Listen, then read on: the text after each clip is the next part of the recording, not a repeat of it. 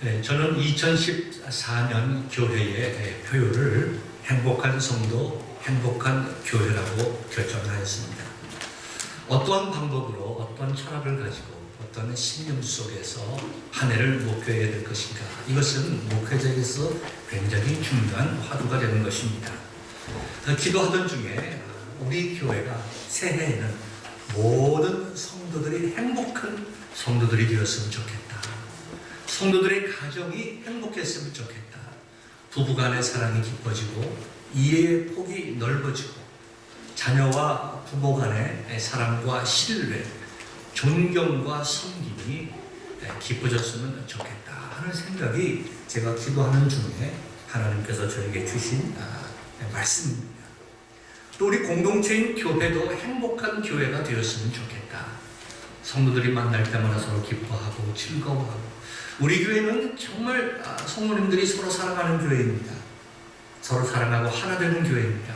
그러나 지금보다 더 깊은 사랑과 이해, 신뢰, 목회자는 교우들을 사랑하고 또 교우들도 목회자를 사랑하고 또 교회의 모든 임직자들 또 중진들은 교회의 성도들을 잘 섬기고, 그 다음에 또 성도들은 교회의 리더십을 잘 따라오는 교회. 그래서 우리가 한 마음 한 뜻으로 만날 때마다 기뻐하고 만날 때마다 찬양하고 기도하며 서로 교제하고 사랑하는 교회. 제가 지난 주일 오후에 참 행복했습니다. 그리고 또 1월 1일 우리가 신년 예배를 드리면서도 참 행복했어요. 늘 제 마음속에는 우리 교회 교우들이 좀 교회에 오래 있다가 갔으면 좋겠다라는 것이 목회자의 마음입니다. 그냥 그 친교 끝나고 바로 가지 마시고 끝났다가 남아서 서로 교제하고 얘기도 하고. 그래서 제가 우리 이수일 집사 또 우리 황명진 전설님과 함께 작년 여름부터 수박도 사가지고 그냥 가지 마시고 수박도 들고 왔어요. 모든 걸 해가지고 좀 그릴을 만들어가지고 햄버거나 이런 것도 구워가지고 이게 좀 아이들도 좀 주고 좀 교제하다 갔어요. 그냥 가지 마시고 성도들이 교회에 좀 남아서 즐겁게 교제하고 그런 교회가 되었으면 좋겠다. 근데 요즘 와서 보니까 교우들이 바로 집에 가지 아니하시고 남아서 서로 차도 마시고 얘기도 하고 웃음꽃이 피는 걸 보면서 야, 하나님의 참 은혜다. 하나님께서 우리 교회 사랑하시고 성도들이 교회에 와서 행복하고 참 기쁘고 만나기를 좋아하고 헤어지기를 아쉬워하는 교회라고 하면 정말 우리 교회가 행복한 교회, 좋은 교회가 되지 않겠는가, 그런 생각을 하면서 아주 지난주에 아주 흐뭇한 마음을 가졌습니다. 1월 1일에도 많은 분들이 그냥 가지 아니하시고 남아서 대화하고 좋은 시간 보내고 저녁까지 드시고 가시는 것을 보면서 야, 하나님께서 우리 교회에 은혜를 주시는구나, 아주 행복한 시간을 보냈습니다. 행복이란 과연 무엇일까요? 어떤 것이 행복이겠습니까? 제가 오늘 아침에 신문을 보니까 재미있는 기사가 하나 나왔습니다. 제 마음속에 도전이 되는 기사인데요. 한국의 그 철도를 담당하고 있는 최연애 코레일 사장에 관한 글이었습니다. 근데 이분의 글을 읽어보니 이분에 관하여 쓴 이충일 기자의 글을 읽어보니까 참 훌륭한 여성이라, 여자분이십니다. 근데 그 이분이 어떤 생각을 가지고 있었는가 하니까 우리나라가 남북이 지금 갈려져 있지만 언젠가는 남북이 통일될 것이다. 언젠가는 서로 경제 협력이 되어서 남북 간의 경제 교류가 활발하게 된다고 하면 남과 북을 잇는 철도가 필요하다. 그런데 남과 북만 잇는 것이 아니라 그것이 러시아를 횡단하는 러시아 횡단 철도와 연결된다고 하면 대한민국 인천에서 배로 나가는 방법도 있을 것이고 비행기로 나가는 방법도 있겠지만 우리나라가 만든 아주 좋은 질 좋은 상품들을 기차로 북한을 거쳐가지고, 그죠? 시베리아를 관통하면서 유럽을 갈 수 있겠다. 중국으로, 소련으로, 그 다음에 유럽으로, 거기다가 이제 프랑스에서 지하 터널을 통해서 트럭을 통해서 영국까지 가잖아요. 노스 아메리카, 사우스 아메리카 정도, 그 다음에 오스트레일리아만 빼고나면 이 철도만 연결되면 대한민국 상품들이 전 세계를 뻗어나갈 수 있는 것이죠. 이분이 그런 생각을 가지고 교수로 있을 때에 러시아 시베리아 주립교통대학교 카마로프 총장을 한국으로 초청을 했습니다. 그래서 그분으로 하여금 많은 기관들에게 이 대한민국 철도 남북한을 이어서 러시아 철도와 연결하는 그러한 남북한 종단 철도와 시베리아 횡단 철도를 연결하는 프로젝트에 대해서 그런 가능성에 대해서 많은 분들에게 설득시키고 강연을 하게 만들었습니다. 그런데 이 최연해 코레일 사장이 철도대학의 교수로 있을 때 이 일을 자기의 사비를 들여서 했습니다. 아마도 그 당시에 소련에 있는 시베리아 주립교통대학교 카마로프 총장을 이렇게 모시는 데 어려움이 많이 있었던 것 같습니다. 이분이 이춘우 기자와 얘기를 하면서 이런 이야기를 했습니다. 내가 그러한 일을 해야 나라에 도움이 된다고 생각했습니다. 그래서 그것 때문에 호텔도 잡아주고 그렇게 했다는 겁니다. 저는 그 글을 오늘 아침에 읽으면서 제 마음속에 처음으로 들어온 생각이 뭔가, 야, 이 최연의 코레일 사장 참 행복한 사람이다. 뭐 훌륭한 사람인 걸 떠나서 정말 행복한 사람이다. 그것이 제 마음속에 처음으로 와닿았습니다. 자기가 하고 싶은 자기의 소신, 자기의 비전을 위해서 자기가 사비를 들여서도 나라와 민족의 미래를 생각하고 이런 일을 할 수 있는 사람이라고 하면 이 사람은 진짜로 훌륭한 사람이고 그것뿐만 아니라 행복한 사람이라는 생각을 갖게 되었습니다. 참 훌륭한 사람입니다. 이분이 코레일 요즘에 문제가 많지 않습니까? 노조에서 이렇게 파업을 해서 아주 어려움이 아직까지 다 끝나지 않았습니다. 어려움이 많습니다. 근데 이분이 평상시에 그 코레일 직원들에게 사내 방송을 통해서 이런 얘기를 많이 했다고 합니다. 여러분, 나는 3년 후에 떠날 사람입니다. 아마도 코레일 사장의 그 임기가 3년인 모양이죠. 나는 3년 후면 떠날 사람입니다. 그러나 여러분들은 퇴직 때까지 계실 분들 아니십니까? 주인의식을 가지시고 대사심을 가져주세요. 단순 서류 작업만 반복할 게 아니라 스스로와 부하의 영혼을 깨울 수 있는 새로운 일을 찾아주세요. 이 철도 기관사들에게, 정비사들에게, 행정을 보는 사람들에게 뭘 지금 주문하고 있습니까? 영혼을 깨울 수 있는 일을 찾아달라는 거예요. 영혼을 깨울 수 있는 일. 물론 이분이 그리스도인인지 아닌지 저는 알 수가 없습니다. 이분이 말씀을 했던 영혼을 어떤 의미로 사용했는지 저는 정확히 알지는 못하지만 제 마음속에 와 닿는 것은 우리가 살아가는 가운데 내가 승진하는 것도 중요하고 월급이 올라가는 것도 중요하고 우리 가정이 좀 더 좋은 차 가지고 좋은 집에서 사는 것도 중요하지만 인생이라는 것은 그것만 있는 것이 아니라 우리 인생이라고 하는 것은 삶의 의미가 필요합니다. 적어도 우리 인생 전체를 거쳐서 정말 행복하고 만족하고 의미가 있는 그런 일을 위해서 여러분들이 나서달라는 것 아닙니까? 나는 떠나지만 여러분들은 그러한 일들을 위해서 노력해 주십시오. 이분 자신이 정말 사람들의 영혼을 깨울 수 있는 그런 일을 하고 있는 분이라는 생각이 들었습니다. 여러분, 이런 삶을 살면 참 행복한 삶 아닙니까?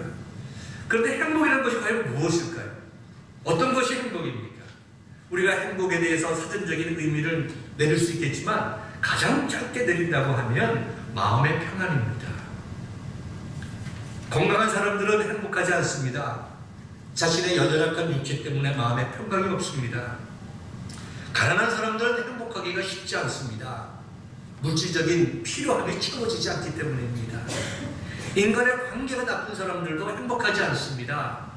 만날 때마다 다른 사람을 통해서 불편한 감정과 스트레스와 고통을 느끼기 때문입니다. 행복이라고 하는 것은 우리의 마음속에 피스가 있는 거예요. 그리고 정신적으로, 육체적으로, 감정적으로 우리의 마음속에 기쁨과 즐거움이 있는 것이 행복입니다. 이게 사전적인 의미입니다. 그런데요, 이 말씀을 준비하면서 참 그렇구나, 하나님의 말씀이 진리구나 하는 것을 제가 깨달았습니다. 히브리 사람들은 서로 간에 만날 때 어떻게 인사하죠? 샬롬, 피스. 우리 사도 바울 선생님께서 많은 교회들에게 편지를 보내면서 어떤 편지를 보냈습니까? 인사 처음에 주 예수 그리스도의 은혜와 평강이 너희에게 있을지어다. 우리 주님께서도 부활하신 후에 제자들에게 나타나셔서 두려워하고 떨고 있고 행복하지 못한 그들에게, 불안한 그들에게 Peace be with you, 평강이 너희에게 있을지어다. 그걸 읽으면서 아, 그렇구나. 사람들이 여러 가지 면으로 행복을 이야기하고 생각하고 설명하지만 하나님의 말씀이 우리에게 행복이란 무엇인가에 대해서 분명히 말씀하고 있구나. 우리의 마음속에 참 은혜가 넘칠 때, 은혜는 무엇을 의미합니까? 내 마음속에 감사가 있는 거예요. 감사. 나 같은 사람을 하나님께서 사랑하시는구나. 나 같은 사람의 지나간 날의 모든 허물을 용서해 주셨구나. 하나님과 나 같은 사람을 그분의 자녀로 삼으셨구나. 그래야 참된 은혜를 깨달을 때에 반드시 우리의 마음속에 들어오는 것이 피스예요. 평강이에요. 세상이 주지 못하는, 알지도 못하는 평강이 우리에게 들어온 것입니다. 제가 여러분들에게 여러 번 말씀드린 대로 은혜와 평강은 예수님 믿는 사람들의 중요한 표지입니다. Mark of true Christian life예요. 그렇다면 정말로 우리가 행복하기 위해서 하나님이 주시는 은혜와 평강이 있어야 되는데, 하나님께서 주시는 은혜와 평강의 조건이 무엇인가? 어떻게 하면 하나님이 주시는 은혜와 평강을 누릴 수가 있는가? 그래서 궁극적으로 우리가 행복한 인생을 살아갈 수가 있는가? 여러분, 말씀 계속 드리겠지만 행복은 우리 인생의 목표가 아닙니다. 네, 목표로 생각하는 사람들은 그 행복을 찾을 수가 없습니다. 옛날에 한때 한국에서 전화 그 메시지 이제 앤서링 머신에 아주 가장 인기 있었던 메시지가 뭔지 아세요? 예, 여기 누구누구 집입니다. 메시지를 남겨주세요. 오늘 하루도 뭐라고요? 행복하세요.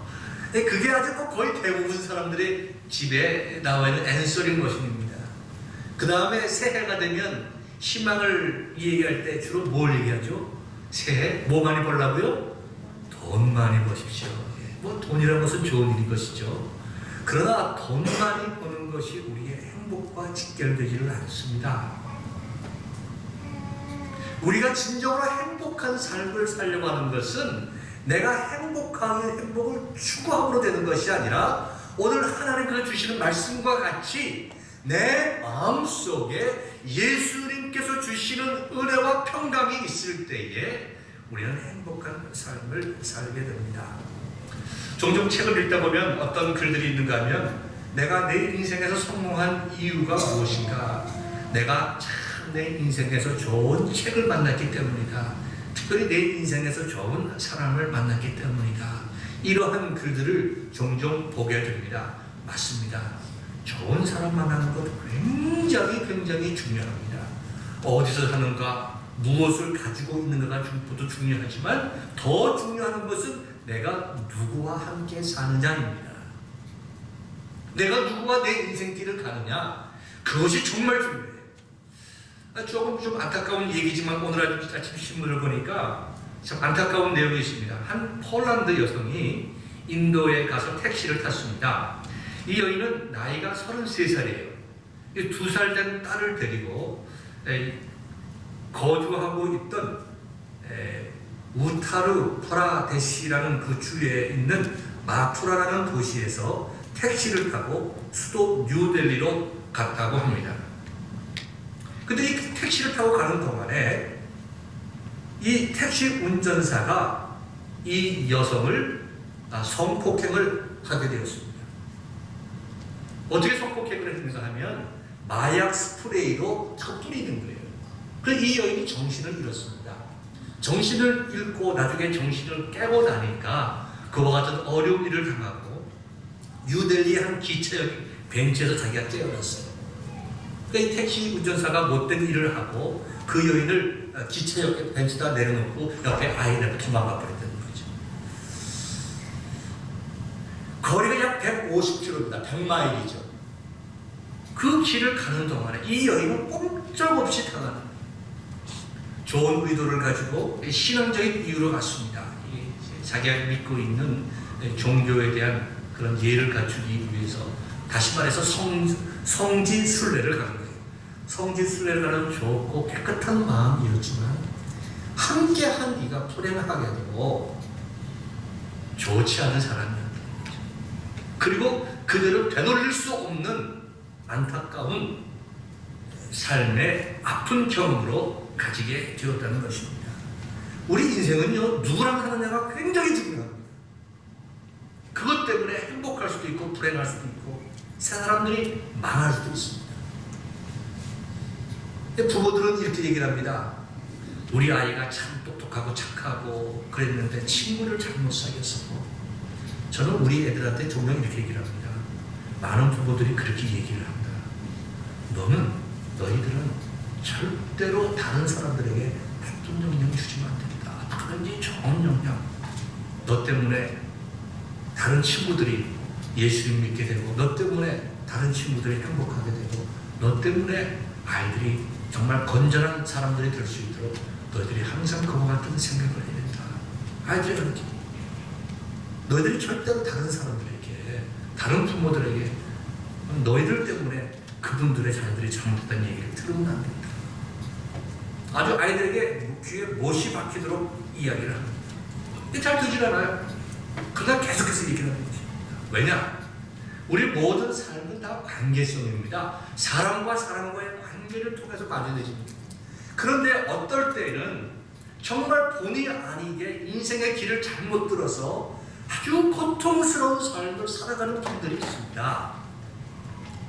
정말 사랑하는 사람, 좋은 사람이라고 결혼을 했는데 남편이나 아내나 아주 좀 이상한 사람을 만나가지고 라이프타임 고생하는 분들도 우리 주위에 많이 있잖아요. 그래서 내가 누구와 함께 사는 삶인가가 매우 중요하고, 무엇보다도 우리 자신들이, 예수님을 믿는 우리들이, 세상의 빛과 등불이 되어야 될 우리들이, 세상의 소금이 되어야 될 우리들이 무엇보다도 나와 함께하고 있는 사람들에게 좋은 영향, 그분들을 인생을 성공적으로 이끄는 그런 삶을 우리가 살아야 됩니다. 문제는 뭐냐?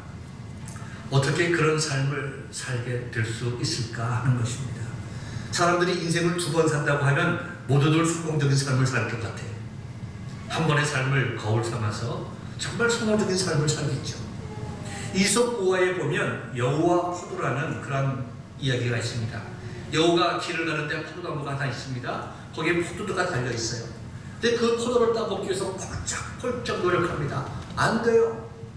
또 다음에 또 펄쩍 뜁니다. 또 안 돼요. 연습을 많이 했으죠. 끝날에 드디어 이 여우가 포도나무 위로 올라갔습니다. 그래서 그렇게 먹고 싶어 하던 포도를 딱 입에 줬는데 얼마나 신지 먹을 수가 없어요. 그때 밑에 강아지 한 마리가 걸어갑니다. 강아지가 이렇게 붙어보면서 그래요. 부러워가지고, 야, 여우야, 포도가 참 맛있지? 맛있겠다. 그때 여우가 뭐라고 얘기를 합니까? 그래, 너무 맛있어. 여우니까. 여러분, 우리 인생이 정말 이 이솝 우화가 주는 얘기가 진실입니다.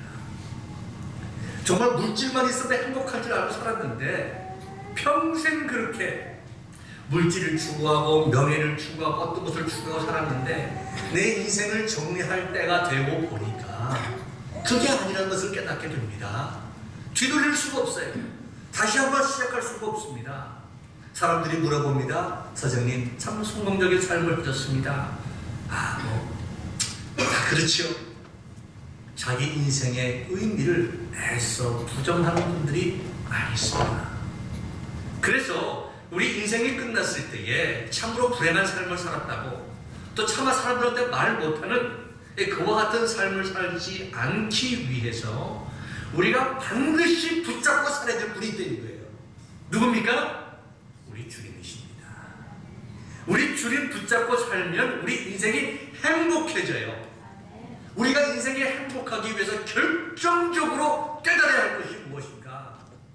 내가 사람들의 생각 따라가지 아니하고 바로 우리 주님의 생각을 따라가야 되겠다.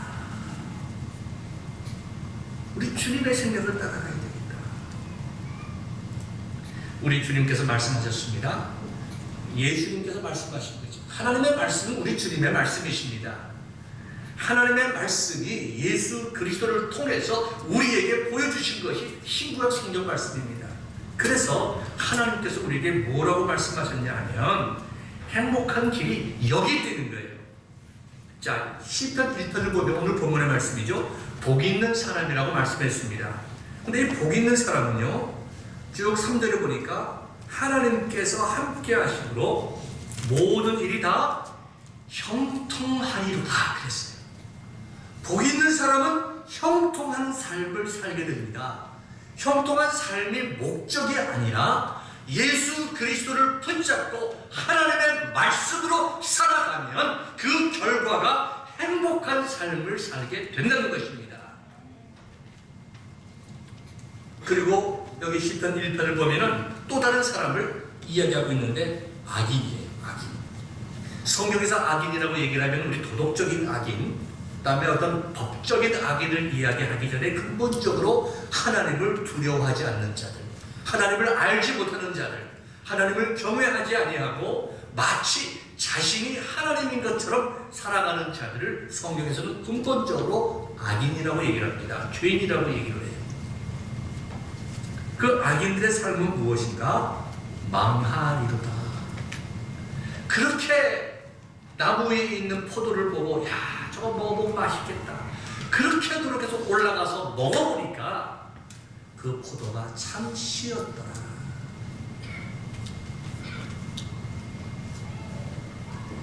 이병철 회장도 그랬고, 카네기, 미국의 최고의 그 부자였던 카네기도 비슷한 이야기를 했다고 우리들에게 전해지고 있습니다. 그분들에게 기자들이 물었잖아요. 선생님, 참 돈을 많이 버셨는데 이제 얼만큼 더 벌어야 만족하시겠습니까? 조금만 더. 조금만 더. 영원히 돈을 많이 벌어도 그렇게 한국 최고의 부자, 미국 최고의 부자가 되어도 그 물질이 만족이 없다는 거죠. 하나님께서 우리 인간을 지으실 때에 천하보다 귀하게 지으셨기 때문에 온 천하를 다 가지고 그것보다 조금 더 가져야 인간은 만족할 수가 있습니다. 돈을 조금 더 번다고 만족하는 게 아니라 하나님께서 이 세상의 그 무엇으로도 온 우주 만물을 다 가지고 있다 하더라도 채울 수 없는, 이게 파스칼의 말대로 그 채울 수 없는 부분을 만들어 놓으셨어요. 그것이 채워지지 않는 한 누구도 만족하고 행복할 수가 없습니다. 그래서 근본적으로 하나님에 의하여 채워짐이 없는 사람의 삶은 행복과 만족이 없습니다. 이렇게 얘기할 수 있겠죠. 목사님 무슨 말씀하십니까? 교회 다니지 않고 하나님을 믿지 않는 분들 중에는 행복한 사람들이 얼마나 많은데요. 돈만 좀 많으면 하고 싶은 거 다 하고 비행기도 한 대 사가지고 전세를 비행기를 타든지, 목사님 한번 포레스트카에 타서 다 누워서 하늘을 날아보세요. 그 기분이 얼마나 좋은가. 제가 그 포레스트 플라이트 탄 분 얘기 들어보니까 그렇게 좋다고 그러더라고요. 서비스가 다르다고 그러더라고요. 뒤에 쪼그리듯이 앉아서 간 것하고는 비교가 안 된다고 그래요. 좋겠죠? 편안하지요. 그 만족이 며칠 갑니까? 오래가지 못해. 오래가지 못해. 여기 오늘 본문의 말씀을 보니까 복 있는 사람은 궁극적으로 행복한 사람이 될 수 있는 복을 받은 사람들은 어떤 사람들인가? 악인의 꾀를 따르지 아니하며 죄인들의 길에 서지 아니하며 오만한 자들의 자리에 앉지 아니하는 자들. 한마디로 말해서 세상적인 삶을 살아가지 않는 자들입니다. 세상적인 것에 큰 가치를 두지 않는 자들입니다. 여기 말하는 세상적인 가치라고 하는 것이 다 나쁜 것은 아닙니다. 빌 게이츠라든가 많은 훌륭한 분들이 많이 있고 한 회사의 기업인들 얼마나 노력합니까? 그것이랑 의미 없다는 것이 아닙니다. 다 훌륭하고 의미 있고 우리가 인간적으로 볼 때 성공적이고 의미 있는 삶을 살아가는 거죠. 그러나 근본적으로 우리의 인간이 유한합니다. 언젠가는 죽어야 돼요. 죽을 수밖에 없어요. 내 인생을 끝내야 될 때가 있다는 것입니다. 그 모든 일들이 한 사람의 인생이 끝나고 하나님 아버지 앞에 서게 될 그때에 지나간 모든 일들이 자신에게 하나님 아버지 앞에 설 때에 행복하게 만드느냐? 그건 아니라는 것입니다. 근본적으로 하나님을 알고 하나님을 경외하는 자들이 이 세상에 살면서 많은 사람들을 이롭게 할 때에 그것이 참된 행복이 된다는 것입니다. 그래서 참으로 행복한 삶을 살아가기 위해서는 우리는 예수 그리스도 그분을 깨닫고 그분의 말씀을 붙잡고 그분을 경외하며 섬기는 삶을 살아가야 됩니다. 그렇게 될 때에 시냇가에 심은 나무가 철을 따라 열매를 맺으며 그 잎사귀가 마르지 아니함 같으니 그가 하는 일이 다 형통하리로다 그랬어요. 형통하리로다. 행복한 삶을 살게 된다는 것입니다. 우리는 하나님의 말씀이 무엇인지 압니다. 근본적으로 어떻게 살아가는 것이 옳은 일인 줄 알아요. 그러나 우리가 아는 것과 행동하는 것은 매우 다릅니다. 하나님을 아는 사람들 중에도 많은 사람들이 범죄에 빠집니다. 도덕적인 범죄, 양심적인 범죄, 그 다음에 세상의 법률적인 문제에 빠집니다. 하나님께서 기뻐하지 않은 일인 것을 알면서도 그 길을 가는 사람들이 많이 있어요. 교회 안에도 또 교인들 가운데서라도 여러 가지 윤리적으로 도덕적으로 잘못된 길을 가는 분들이 있습니다. 내가 이렇게 하면 하나님께서 싫어하시지. 그거 알아요. 내가 이렇게 하면 이건 죄 짓는 것이지. 그거 압니다. 내가 이렇게 하면 목사로서 장로로서 교회 집사로서 교인들에게 모범이 되는 잘못된 일이지. 알아요. 알면서도 내가 이 길을 가고 이 길을 행하면 하나님으로부터 진노와 징계를 당한다는 것을 알면서도 마치 쥐퉁에 놓인 치즈 한 조각에 대한 유혹을 이기지 못해서 죽으로 쥐퉁에 들어가는 생쥐와 같이 자기가 망하는 줄 알면서도 눈앞에 나와 앞에 있는 그 유혹을 이기지 못해서 죽음의 길을 가는 사람들이 교회 안에도 많이 있지 않습니까? 우리 주위에도 많이 있고 우리 자신들도 그런 사람들 중에 하나일 수가 있습니다. 하나님을 두려워하는 것, 하나님을 두려워하는 것, 하나님을 살아계시고 우리의 모든 것을 아시고 나의 모든 것을 살피시고 내 마음의 속중심까지 알고 계시다는 것을 깨닫고 정말로 두려워하는 마음으로 하나님을 경외하며 섬기는 자들의 삶은 하나님께서 책임져 주신다는 거예요. 그런데 세상 사람들이 하는 것처럼 자기 인간의 육체적인 욕심에 따라서, 그렇죠? 우리 인생의 유혹에 따라서 살아가는 것은 그것이 잘 되는 것 같지만 한순간 우리에게 쾌락을 줄 수는 있을지 모르겠지만 영원히 망하리로다 하나님의 말씀입니다. 저와 여러분들은 신앙인입니다. 신앙인이 무엇입니까? 하나님의 말씀이 진리임을 믿는 자들이 신앙이에요.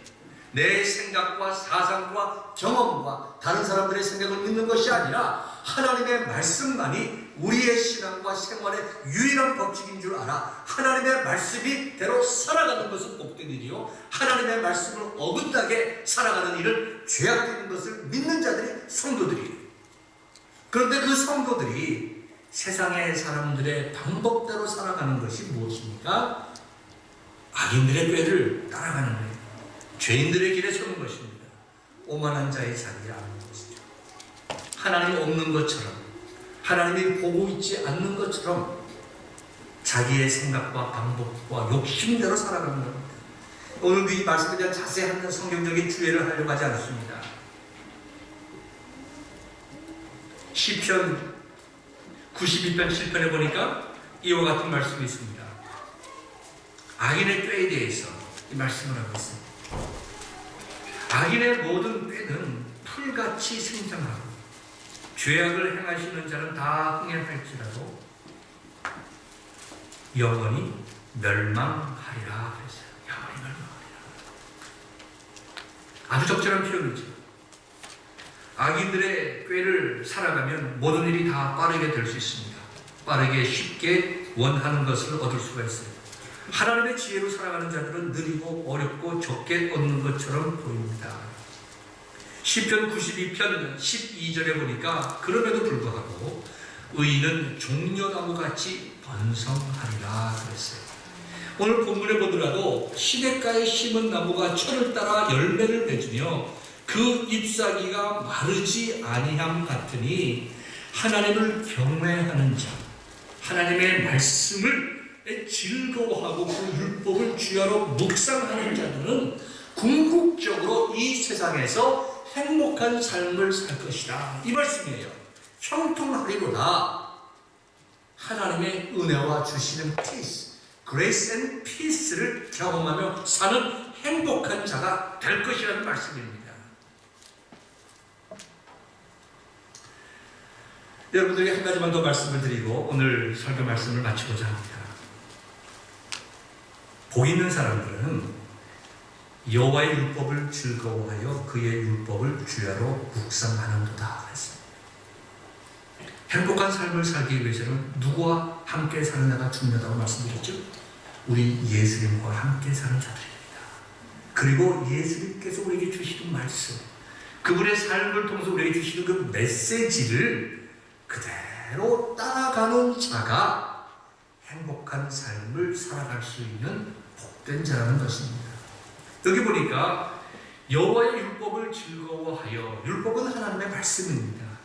그 율법을 주야로 묵상한다고 했습니다. 묵상이 무엇입니까? 원어적인 의미를 따진다고 하면 궁지에 몰려있는 어린 짐승이 살아나갈 길을, 생명을 걸고 살아나갈 길을 찾는 거죠. 자, 여우나 늑대가 조그마한 토끼를 잡으려고 쫓아갑니다. 토끼가 궁지에 몰렸어요. 이제는 막다른 길입니다. 도망갈 수가 없어요. 앞에서 늑대나 여우가 자기를 덮치려고 할 때에 내가 어떻게 하면 이 위험 속에서 살아날 수 있는가? 죽기 직전에 생활하기 위해서 정말 목숨을 걸고 살아갈 국리를 생각하는 것이 묵상이에요. 다르게 표현한다고 하면 우리가 주님을 닮아가고 주님과 함께 주님의 손을 잡고 살아가는데 어떻게 하면 주님의 말씀을 내가 깨닫고 그 말씀대로 살아갈 수 있는가? 그 하나님의 말씀, 주님의 말씀을 붙잡고 기도하는 거예요. 하나님, 이 말씀이 나에게 주시는 의미가 무엇입니까? 하나님, 내가 어떻게 하면 이 말씀대로 살아갈 수가 있습니까? 하나님, 저에게 지혜를 주시고 말씀 가운데 살아갈 수 있는 능력도 주시옵소서. 말씀을 붙잡고 기도하는 기도의 삶이에요. 이와 같이 진리 되시는 예수 그리스도의 말씀을 붙잡고 그 말씀대로 살아가기 위해서 하나님 아버지 앞에 최선을 다해서 기도하는 자들은 삶은 형통한 삶이 될 것이다. 여러분, 요셉을 보십시오. 야곱을 보십시오. 얼마나 그가 힘들었습니까? 약속과 관계에서 자기 살겠다고 모든 것 다 먼저 보내고 자기가 할 수 있는 모든 일을 다 하잖아요. 그래도 불안해가지고 그 강을 못 가요. 자기 살겠다고 자식도 버리고 자기 살겠다고 자기 아내까지 버리는 그와 같은 몹쓸 짓을 하고도 수단과 방법을 가리지 않고 자기가 살아보겠다고 모든 것 다 강 건너 형님한테 보냈지만 자기의 마음속에 피스가 없어요. 하나님 아버지 앞에서 정말 모든 것 다 매맞을 거 다 맞고 회개할 것 회개하고 주시는 은혜로 깨닫고 나니까 어떤 일이 있었습니까? 하나님께서 길을 열어주시잖아요. 자기가 할 고생이 하지 않아도 되잖아요. 먼저 하나님의 말씀 붙잡고 그 말씀대로 살았다라고 하면 자기 평생에 어머니 아버지와 생이별하는 일이 없었을 것이고 자기 첫날 밤 결혼하고 깨보니까 자기가 살아가지 않는 여자였던 그걸 발견하는 어려움도 없을 것이고 자기 자식들한테 속아가지고 가장 사랑하는 아들 죽은 줄 알고 고통과 눈물 가운데 사는 일도 없었을 거 아니에요. 요셉을 보십시오. 그는 형제들 앞에서 조금 까불까불거리다가 어려워졌습니다. 노예로 팔려가죠. 고통 가운데 있었지만 그는 다시 한번 하나님의 말씀을 붙잡습니다.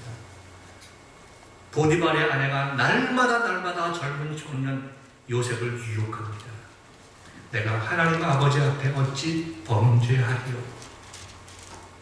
그런 말씀을 붙잡고 고통 속에서, 어려움 속에서, 감옥 속에서 아마도 깊이 있는 기도했을 겁니다.